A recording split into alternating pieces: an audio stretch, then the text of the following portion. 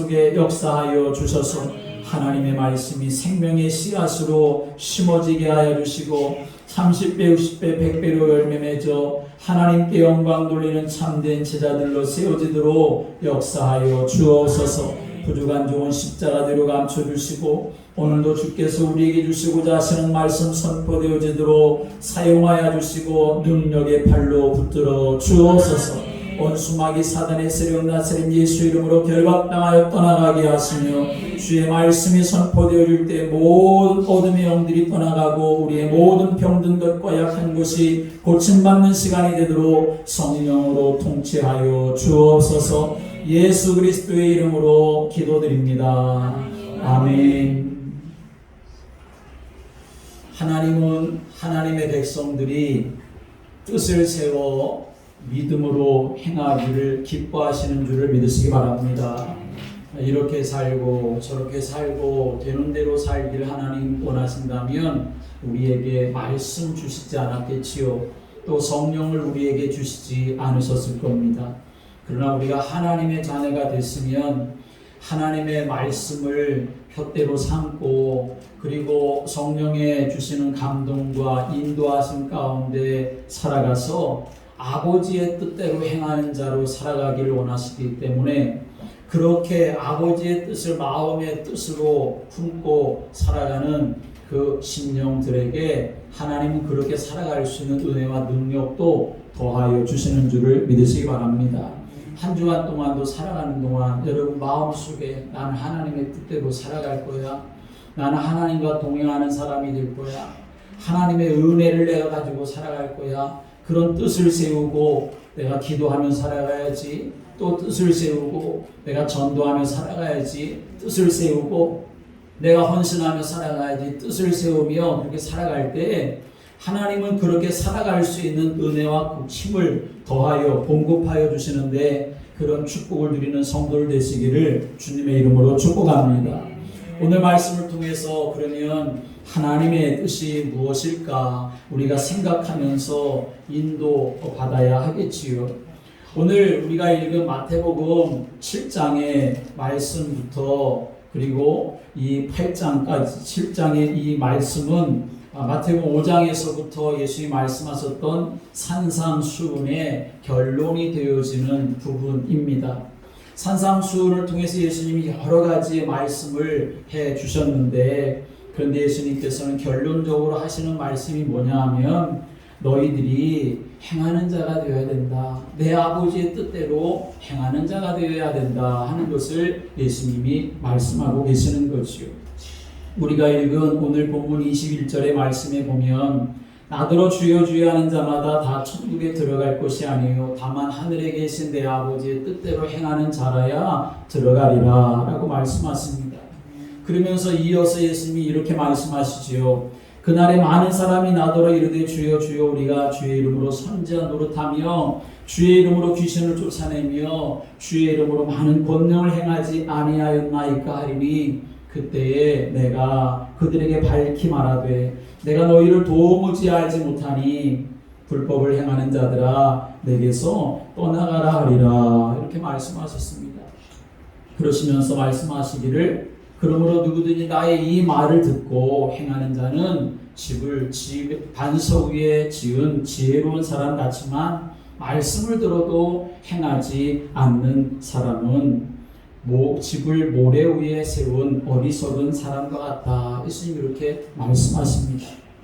산상수훈을 통해서 예수님께서 우리에게 그 하셨었던 모든 교훈, 그 보배와 같은 그 모든 말씀 우리에게 주시면서 아버지의 뜻대로 행하는 자가 되어야 된다. 이렇게 말씀하시는데 그러면 아버지의 뜻은 도대체 무엇이겠습니까? 사실 우리가 읽은 이 본문 말씀 가운데 예수님께서 아버지의 뜻은 이거야 그렇게 정확하게 명확하게 밝혀주시지 않으셨지만 성경을 통해서 우리가 우리 하나님 아버지의 뜻이 무엇인지를 잘 알 수가 있지요.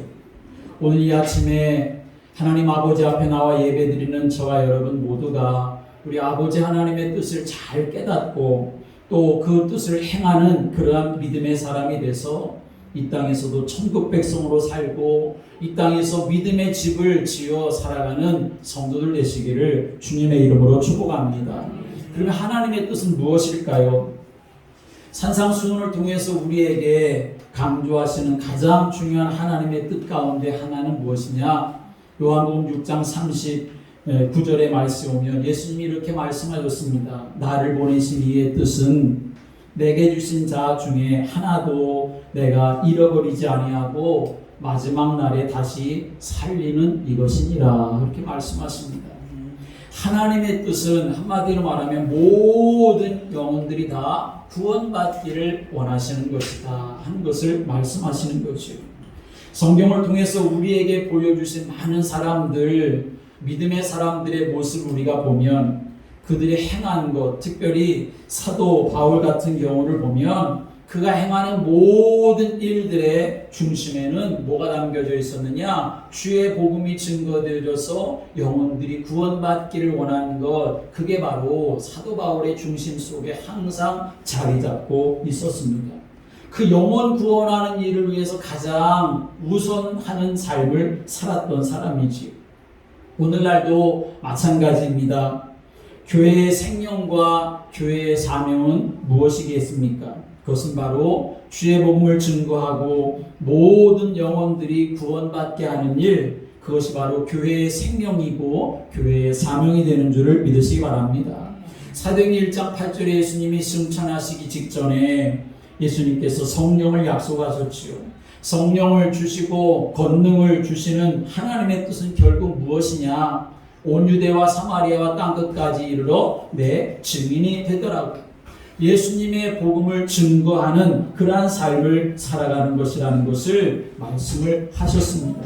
이 땅의 모든 인생들이 그리스도 예수 안에서 풍성한 삶을 살아가는 길을 여러분들이 닦아갈 수 있는 그러한 믿음의 성도들 되시기를 주님의 이름으로 축복합니다. 그래서 우리의 가정, 가문, 후대가 다 복음화되어서 하나님의 소원을 이루어가고 하나님께 영광 돌리는 그러한 역사가 일어나도록 기도하고 그 축복을 누려가는데 여러분들이 쓰임받게 되기를 주님의 이름으로 축복합니다. 시대에 따라서 복음을 전하는 방법은 달라질 수가 있겠지요. 참 요즘 코로나19로 인하여서 사람들을 만나는 것조차 참 어렵습니다. 가정에 방문해서 전도하는 것조차도 참 어렵습니다. 어제 저녁에 제가 교회를 다시 오려고 하는데 마침 경비하시는 그 분들이 집집마다 방문을 하시더라고요. 왜냐하면 이제 그 아파트에 경로당을 신축하는데 그 동의서를 그렇게 받으러 다 다니시는 거예요. 그런데 하시는 말씀이 어제 오셨던 그분은 계속 아파트에서 경비원으로 그렇게 반장 생활하시는 분이고 나머지 분들은 계속 이렇게 바뀌시고 이제 그러시는데 하시는 말씀이 그렇게 당신들이 아파트에서 일하는 걸 분명히 알면서도 문을 두드려서 그 동의서를 받으려고 하는데 사람들이 문을 제대로 안 열어준다는 거예요. 다 알고 있는 사람들인데도 문 열어주는 거를 그렇게 쉽게 해주지 않는다고 그렇게 애로사항을 말씀하시더라고요. 전도하는 것은 뭐 그거 말할 수가 없을 만큼 더 어려운 그런 시대가 되고 말았지요. 그래서 이런저런 방법을 또 생각해야 되고 어떻게든지 복음을 전하는 그 방법을 우리가 찾아야 되는 것은 맞는 것이요. 그렇기 때문에 시대마다 복음을 전하는 방법은 다 다를 수가 있습니다. 그러나 방법은 변할지 몰라도 한 번도 변하지 않고 영원히 변할 수 없는 것, 그것은 바로 하나님의 뜻이고 이 땅의 모든 영혼들이 구원받기를 원하시는 하나님의 소원인 줄을 믿으시길 바랍니다. 그 복음의 축복을 나도 누리고 내 이웃도 누리게 하는 일에 우리가 쓰임받도록 하나님 앞에 기도하고 또 전도의 문들이 열려지도록 하나님 앞에 기도하는 성도들이 되시기를 바랍니다. 우리는 성경을 통해서 복음을 전하라고 하신 하나님의 뜻에 온 힘과 정성을 다했던 사람들을 볼 수 있지만 반대로 복음을 전하라 라고 하시는 이 하나님의 말씀에 불순종했던 사람들도 성경에서 우리가 볼 수 있지요. 그 대표적인 사례가 바로 요나라고 하는 사람입니다. 요나서 1장 2절 말씀에 어느 날 하나님께서 요나에게 찾아오셔서 말씀하십니다. 니느웨 성 사람들의 죄가 얼마나 컸던지 그 악독이 하나님께 상달되었다. 그렇게 말씀하면서 너는 니느웨로 가서 그곳에서 복음을 전하라. 하나님 그렇게 말씀을 하십니다. 그런데 요나의 생각은 너무나 달랐습니다. 하나님의 명령이 마음에 들지 않았습니다. 자기 마음에 맞지 않았습니다. 니느웨 성 사람들은 멸망당해야 마땅하다고 그렇게 생각을 했습니다. 우리 민족을 자꾸만 괴롭히는 저 사람들, 하나님 왜 저들을 구원하려고 하십니까? 저들을 멸망시키시지요? 그런 마음이 요나에게 있었던 거지요. 그래서 하나님의 그 말씀 명령을 불순종합니다.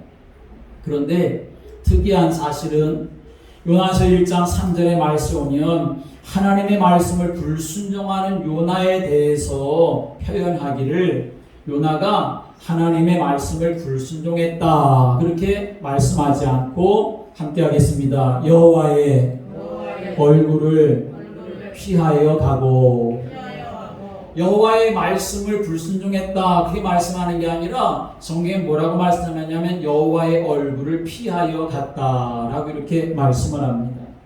사실 요나는 지금 니느웨 성 사람들에게 복음 전하는 게 싫었습니다. 그런데 복음을 전하는 것이 싫었던 요나는 복음을 전하지 않는 정도가 아니라 여호와의 얼굴을 피하는 일을 하고 있는 사람이 되고 말았다라고 하는 것이죠. 결국 말씀 불순종하고 여호와의 얼굴을 피하여 가다 보니까 누구와 가는 자가 되고 말았느냐? 다시스로 가는 세상 사람들과 함께 가는 자가 되고 말았다라고 하는 것을 성경 우리에게 말씀하고 있습니다. 복음을 전하는 일이 단순히 그 일을 하고 안 하고의 정도가 아니라 요나가 복음 전하는 것을 외면하는 순간 그것은 여호와의 얼굴을 피하여 가는 일이 되는 것이고 더 심각한 것은 하고 안 하고를 떠나서 그것은 세상의 사람들과 짝하여 다시스로 가는 배를 한 배를 타고 가는 사람과 다를 바가 없는 모습으로 성경 우리에게 말씀하고 있다는 것입니다. 오늘 우리들도 복음 전하는 일에 대한 여러 가지 판단과 기준이 우리에게 있을 수가 있습니다. 내 나름대로 그런 생각을 가질 수가 있는 것이요. 그러나 내가 가지고 있는 판단과 기준 때문에 복음 전하는 일을 외면하다가 여호와의 얼굴을 피하는 그런 어리석음 가운데 빠지면 안 되겠지요. 복음 전하는 일을 거부하다가 세상 사람들과 짝하여 나도 모르는 사이에 그들과 함께 같은 배를 타고 가는 그런 요나와 같은 그런 모습이 되어서는 안 되겠지요. 왜 이 요나는 니느웨로 가라는 하나님의 말씀을 외면했을까요? 니느웨 사람들 살리는 거 그게 하나님의 뜻인데 그런데 니느웨는 하나님 아버지의 뜻 그걸 외면하고 말았습니다. 왜냐하면 그들이 구원받는 것이 싫었기 때문에 그렇습니다. 복음의 축복을 함께 누리는 것이 싫었기 때문입니다. 우리만 창세기 3장에 말씀하고 있는 나 중심 거기에 빠져 있었기 때문에 그랬던 것이죠. 말씀드린 것처럼 교회는 당연히 복음을 전해야 합니다. 나도 복음을 전해야 합니다. 그런데 전하는 것도 정말 중요하지만 이 복음을 함께 누리는 것도 매우 중요하다는 사실을 우리는 알아야 합니다. 불신자와 이 복음의 축복을 함께 누릴 마음이 없으면 복음을 전할 그런 마음이 생겨지지 않겠지요. 교회 안에서도 이 복음의 축복을 함께 누리지 못한다고 한다면 결국은 교회 안에서도 정말 한 권속이 되는 게 아니라 따로따로 그냥 나만 생각하는 그런 삶이 되어지고 말 것이고 오히려 복음의 축복을 함께 누려서 그리스도 예수 안에서 성령으로 하나 되시게 하신 것을 굳게 지키지 못하면 그 교회 안에 다른 것이 자꾸만 들어와서 결국은 교회를 무너뜨리는 일이 되어지고 만다는 것입니다. 우리 교회도 여러분의 가정도 여러분의 모든 자녀와 일터 사업장에도 복음의 축복을 함께 누리는 믿음의 사람들로 단단하게 연결되어지는 그런 축복을 사모하고 또 그런 기도 제목을 가지고 기도해서 응답을 이루어가시게 되기를 주님의 이름으로 축복합니다. 그러므로 전도자는 누군가? 전도자는 복음의 축복을 함께 누리게 하는 사람, 또 함께 누리는 사람, 그 사람이 바로 전도자라고 말할 수가 있습니다. 요나는 지금 당연히 니느웨로 가야 하지만 다시스로 간 이유 말씀드린 것처럼 그 사람들이 싫다는 겁니다. 이방인들이 싫다는 겁니다. 저들이 회개한다 해도 싫다는 것입니다. 하나님께로 돌아온다 하더라도 싫다는 것입니다. 왜? 우리를 괴롭힌 사람들이었기 때문에 싫다는 거죠. 그런데 사실은 그 사람들이 싫은 정도로 끝나는 것이 아니라 더 심각한 문제가 생겼습니다. 그것은 그 사람들이 싫고 그 사람들에게로 가는 것이 싫어서 말씀드린 것처럼 다시스로 가는 그 배에 자기도 함께 올라타가지고 그 사람들과 함께 가고 있다는 것입니다. 여러분, 우리가 믿음의 삶의 중심은 오직 예수가 되어야 되고 오직 복음이 되어야 되는 줄을 믿으시기 바랍니다. 그런데 이 복음이 정말 진정으로 복음이 되어지려고 하면 뭐가 있어야 되냐? 사랑과 긍휼의 마음이 있어야 한다는 것입니다. 요나가 왜 하나님의 말씀을 외면하고 하나님의 얼굴을 피하여 하나님은 니느웨로 가라고 하는데 다시스로 그렇게 가려고 했습니까? 하나님의 말씀이 임하였지만 이 요나의 마음에 사랑과 긍휼의 마음이 없었기 때문에 하나님의 말씀이 임하여 하나님 말씀을 주시는데도 그 말씀의 축복을 누리지 못했던 것입니다. 물론 그 마음, 사랑과 긍휼의 마음이 너무나 중요한데 그 사랑과 긍휼의 마음뿐만 아니라 또 거기에 뭐가 있어야 됩니까? 그것에 합당한 희생과 수고도 함께 있어야 하는 것이죠. 누가 그런데 그렇게 하셨는가? 성경을 통해서 우리가 보게 되면 예수님이 우리 인생을 위해서 그렇게 해주셨다는 것을 우리는 알아야 합니다. 그래서 우리가 이 복음 속에 들어오게 된 것입니다. 사실은 하나님 앞에서 우리 인생은 정말 보잘것없는 버러지와 같은 그런 인생입니다. 하나님과 아예 원수가 되어져 버린 그러한 존재들입니다. 그런데 하나님이 예수님 보내신 거잖아요. 저 가서 인생들을 구원해라. 하나님이 예수님을 보내셨을 때 예수님의 마음에 사랑과 긍휼의 마음이 있었기 때문에 예수님이 하늘 보좌를 버리시고 이 땅에 오셨고 사랑과 긍휼의 마음으로만이 아니라 희생과 헌신을 통하여서 당신의 모든 것을 십자가 내어주시는 그 희생을 통하여서 우리들이 하나님의 자녀로 될 수 있는 은혜를 받게 된 줄을 믿으시기 바랍니다. 그래서 믿음의 삶을 살아가는 데 있어서 정말 우리 교회 공동체 그리고 여러분의 가정 또는 여러분의 모든 사업장 안에서 복음의 축복을 함께 누리는 그 은혜를 내가 누리려고 한다면 나부터 내 안에 뭐가 있어야 되느냐? 하나님의 사랑과 긍휼의 마음이 있어야 되는 것입니다. 그리고 복음 때문에 내가 헌신하고 수고해야지 그런 마음이 그런 믿음이 삶이 우리에게 있어야 하는 것이지요. 사도행전 10장에 보면 고넬료라고 하는 사람이 나옵니다. 고넬료는 이방 사람입니다. 이스라엘을 점령하고 있는 로마 점령군의 본부가 있었던 가이사랴의 이달리아 부대의 백부장이었습니다. 그런데 여기 가이사랴에 있었던 이달리아 부대라고 하는 것은 로마 황제의 친위대입니다. 그러니까 로마 군대 중에서도 군대라고 말할 수가 있는 거죠. 거기에 백부장이었었던 엘리트였습니다. 근데 참 경건한 사람이었죠. 어떤 이유로인지는 알 수 없지만 그러나 백부장이었음에도 불구하고 이 사람과 이 가정이 전부 다 하나님을 경외했다라고 이렇게 말씀을 합니다. 하나님이 비록 이방 사람이지만 이 백부장을 통해서 이방인들에게도 복음의 문을 여시고 복음의 축복을 누리게 할 계획을 세우시지요. 누구를 통해서 그렇게 하십니까? 바로 니느웨 성을 살리기 위해서 요나를 부르셨던 것처럼 이방인들에게 복음의 문이 활짝 열리게 하기 위해서 하나님이 베드로를 사용하시는데, 베드로와 지금 고넬료를 하나님이 연결시켜 주시려고 하는 작업을 하고 계시는 거죠. 그런데 베드로는 그때 가이사랴에서 48km쯤 떨어져 있는 욥바라고 하는 곳에 무두쟁이라고 하는 것은 지금 가죽 제품을 만드는 사업을 말하는 건데, 그 시몬의 집에 머물러 있었습니다. 근데 지금 하나님이 48km가 떨어져 있는 가이사랴와 그리고 이 욥바, 이 두 장소에 동시에 하나님이 역사하고 계시는 거지요. 이방인 백부장 고넬료와 그리고 유대인의 사도 베드로에게 하나님 지금 역사하시는 거예요. 그래서 백부장이 이제 가이사랴에 있었던 백부장 고넬료에게 하나님이 천사를 보내셔서 뭐라고 말씀하시냐면, 너 지금 사람을 욥바로 보내가지고 욥바에 무드쟁이 시몬의 집에 있는 베드로를 가서 초청해와라 라고 이렇게 하나님이 말씀을 해주시죠. 그래서 백부장이 사람들을 보내가지고 베드로를 모셔오라고 보낸 그 사람들이 베드로를 찾아가게 되어집니다. 베드로의 집에 거의 다다랐을 때에 하나님이 베드로에게 또 역사하시지요. 언제 역사하시냐면 기도하는 시간에 베드로에게 역사를 하십니다.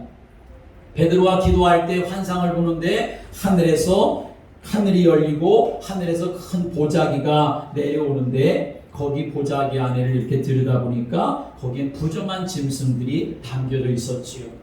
그런데 하나님께서 뭐라고 말씀하시냐면, 베드로야 일어나 저것들을 잡아먹어라, 그렇게 말씀하십니다.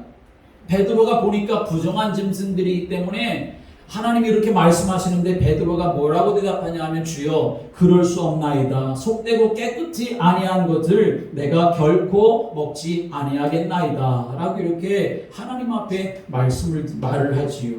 그런 일이 몇 번 있었냐 하면 3번 있게 되어집니다. 하나님이 지금 이방 사람 고넬료를 통하여서 이방인 복음화의 문을 여시려고 베드로에게 지금 말씀을 하시는 건데, 근데 베드로는 여전히 자기의 생각에 묶여 있어가지고, 이게 도대체 무슨 뜻이지? 하나님 왜 이렇게 말씀하시는 건지 그것 좀 생각해 보려고 하지 않고 무조건 그냥 곧장 나는 그럴 수가 없습니다, 결코 그렇게 하고 싶지 않습니다 라고 이렇게 하나님께 말씀드렸던 거죠. 하나님이 지금 베드로를 통하여서 고넬료를 만나게 하시고, 고넬료를 통해서 이방 사람들의 그 전도의 문들을 여시려고 하셨던 것인데, 그런데 베드로는 그런 생각을 하지 못하고 있었다는 것이요. 어찌 보면 이제 고넬료가 사람들을 보내서 찾아와서 자기 집에 초청하려고 했을 때에 베드로는 처음에 그런 생각을 했을 수도 있을 것입니다. 아니, 왜 이 사람이 나를 불러? 혹시라도 나를 잡아가려고 하는 거 아닌가? 하는 그런 생각도 있었을 것이고, 아니면 내가 왜 저 사람들과 함께, 저 사람들은 지금 우리나라를 쳐들어온 사람들이고 우리나라를 짓밟고 있는 사람들인데 내가 왜 저 사람들과 함께 해야 돼? 그런 마음도 충분히 가지고 있었을 것입니다. 그런데 하나님은 베드로가 그렇게 생각하는 거 당연할 수도 있겠지만, 그러나 복음을 위해서는 당연하지 않은 그 베드로의 생각 그리고 판단, 그 삶을 하나님이 완전히 바꾸어 주시는 것을 성경을 통해서 우리에게 말씀하고 있는 거죠. 결국에는 베드로가 아무 꺼리낌 없이 이방인 고넬료의 집에 가서 복음을 전하게 됩니다. 예수 그리스도를 증거하게 됩니다. 그 말씀이 선포되어질 때에 성령이 말씀 듣는 모든 사람들에게 임하여서 그 사람들에게서 방언이 터지기도 하지요. 하나님이 높임받는 역사가 일어났습니다. 감히 그때까지는 누구도 상상할 수가 없고 생각할 수가 없었던 이방인들이 세례받는 일까지 일어나게 되어지죠. 얼굴 마주치는 것조차 싫어했었던 유대인과 이방인들, 그 만남이 그리스도 예수 안에서 이루어지게 되었고, 그리고 하나님이 이방인도 구원하시려고 하는 역사를 일으키시는구나 라고 하는 사건이 그 일을 통해서 이루어지게 되었던 것입니다. 베드로는 처음에는 그 일을 생각하지 못했을 것이지만 하나님이 하시는 일을 보면서 하나님이 이렇게 일을 이루어 가시는구나 라고 하는 것을 깨달았겠지요. 만약 베드로는 여전히 자기의 생각에만 묶여 있었다고 한다면 결코 그 놀라운 하나님의 역사에 쓰임받지를 못했을 것입니다. 우리의 삶이 그렇습니다. 내가 듣고 싶은 소리만 듣는다고 행복해질 수 있을까요? 결코 그럴 수 없습니다. 하나님의 소리를 들어야 진정으로 행복한 인생이 되는 줄을 믿으시기 바랍니다. 쓰디 쓴 약과 같은 그런 소리도 들어야 그래야 내가 고침받을 수가 있고 치유받을 수가 있는 것입니다. 외면하고 싶은 소리라도 내가 정말 들을 수 있는 귀가 있어야만 그래야 내가 바로 사는 인생이 될 수가 있는 것이지요. 누가 나를 인정해 주는 것만 나를 행복하게 할 수는 없습니다. 오히려 하나님이 나를 인정해 주셔야 그것이 진정한 행복이 될 수가 있는 것이요. 오늘 예수님 말씀하지 않았습니까? 이 사람들 지금 행했었던 놀라운 일들 얼마나 대단한 일들입니까? 선지자 노릇도 하고 귀신도 쫓아내고 또 많은 권능도 행하는 일들 얼마나 놀라운 일입니까? 그런데 예수님은 인정해 주시지 않으셨습니다. 그러나 연보교회에 자기의 생활비 전부를 집어넣었던 가난한 과부 두 랩돈밖에 안 되지만 그러나 예수님 그걸 인정해 주시면서 칭찬하셨습니다.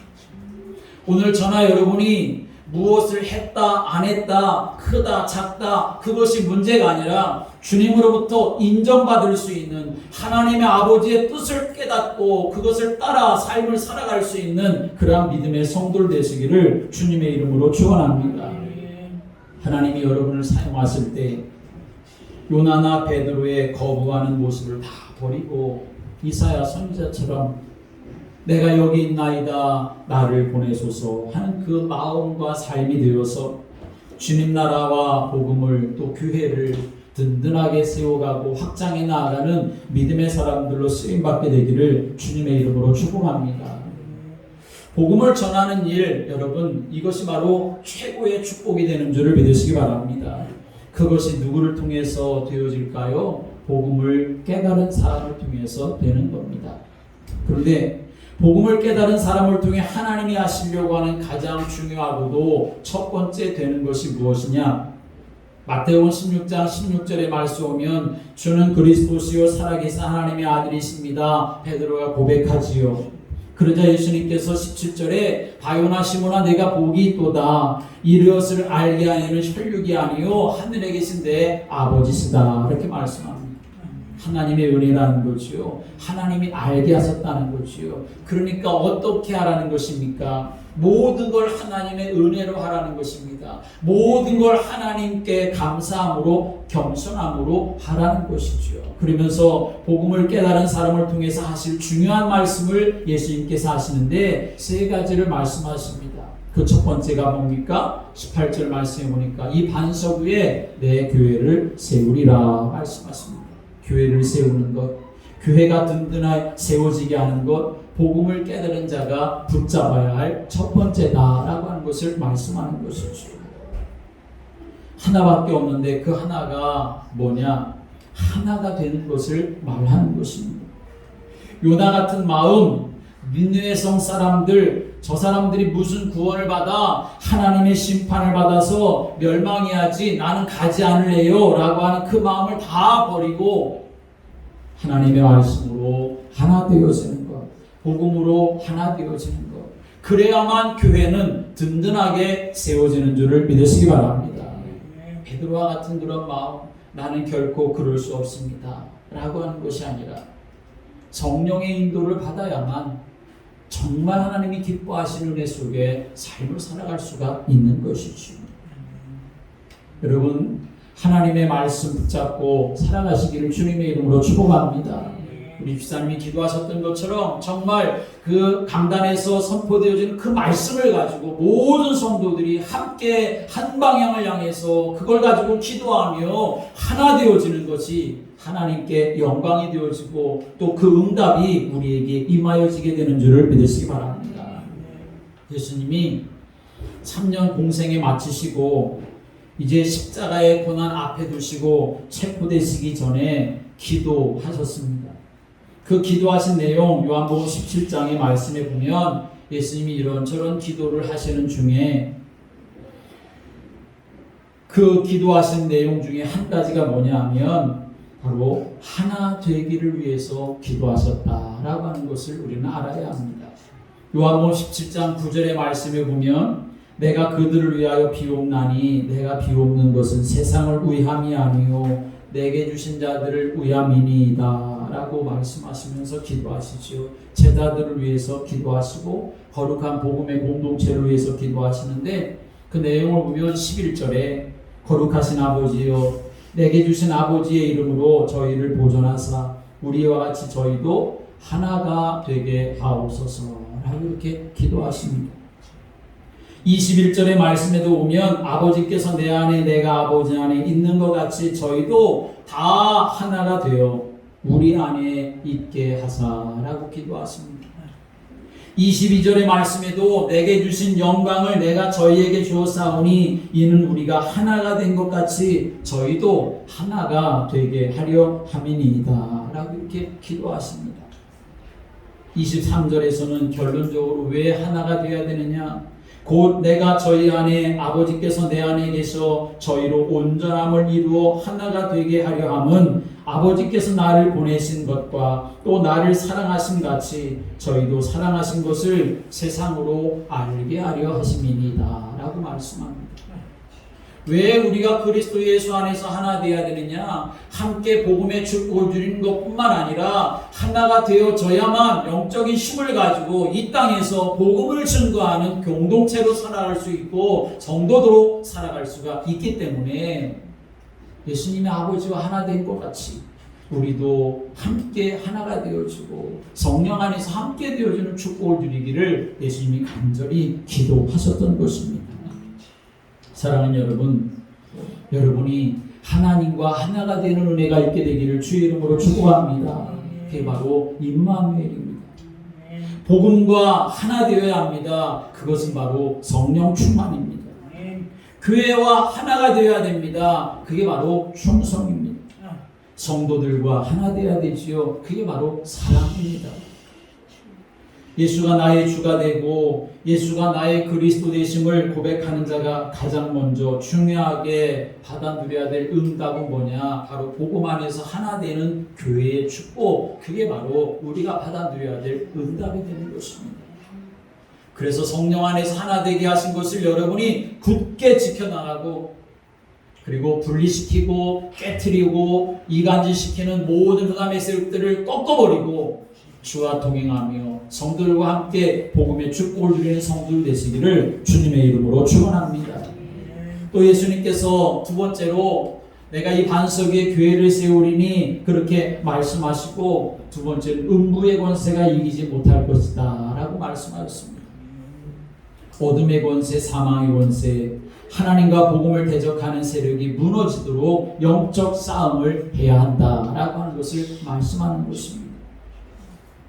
이 축복을 어떻게 누릴 수 있느냐? 천국 열쇠를 내게 준다 그렇게 말씀하셨기 때문에 그 열쇠, 천국 열쇠 그걸 가지고 하나님 앞에 기도함으로 우리가 영적 싸움을 싸우며 승리하는 삶을 살아갈 수가 있다는 것이죠. 신앙생활은 어떤 면에서는 그래서 하나님의 말씀을 따라 삶을 살아가는 거지만 그냥 되어지는 것은 결코 아니라는 사실도 우리는 염두에 두어야 하는 것입니다. 여러분을 구원하셨고 여러분의 하나님의 자녀가 맞지만 결국은 승리할 사람들이 맞지만 그러나 사단은 가만히 있지를 않는다는 사실을 아셔야 합니다. 어떻게든지 쓰러뜨리려고 하고 어떻게든지 넘어뜨리려고 하는 것이 사단의 역사이기 때문에 그래서 나는 오직 예수를 따라가겠다라고 하는 결단이 우리에게 있어야 합니다. 나는 주와 동행하겠다고 하는 믿음의 의지를 사용해서 그런 삶을 살아가려고 내 무릎을 꿇어 하나님 앞에 기도하는 시간도 가져야 하는 것이고, 하나님의 말씀을 읽으며 그 말씀을 내 영혼에 채우는 그 시간도 우리에게 있어야 하는 것입니다. 신앙생활은 그렇게 하려고 하는 의지적인 의도와 그리고 결단이 우리에게 있어야 하는 것입니다. 예배를 드리려고 하는 의지, 기도하려고 하는 의지, 헌신하고 봉사하며 전도하려고 하는 그런 의지, 하나님 내가 그런 사람이 되도록 나를 사용해 주옵소서 하나님 앞에 기도하며 성령의 충만한 가운데 거하는 그런 삶을 살아가려고 하는 그 신앙적인 행위, 그것이 우리에게 반드시 또한 있어야 하는 것입니다. 한 주일 동안 삶을 살아갈 때 내가 아버지의 뜻을 행하는 자가 되어서 하나님께 영광 돌리는 사람으로 살아갈 수 있도록 주님의 은혜를 구하고 또 믿음의 선한 싸움을 싸워가는 복된 성도들 되시기를 주님의 이름으로 축복합니다. 기도드리겠습니다. 하나님, 우리를 구원하셔서 하나님의 자녀 삼아주신 것 진심으로 감사드립니다. 하나님께서 베푸신 은혜와 사랑 가지고 이 땅에 삶을 살아갈 때 우리 안에 성령으로 역사하여 주시옵시사 주와 동행하며 하나님의 뜻을 잘 깨닫고 성령의 감동하심 가운데 순종하며 살아가는 저희들 되게 하여 주옵소서.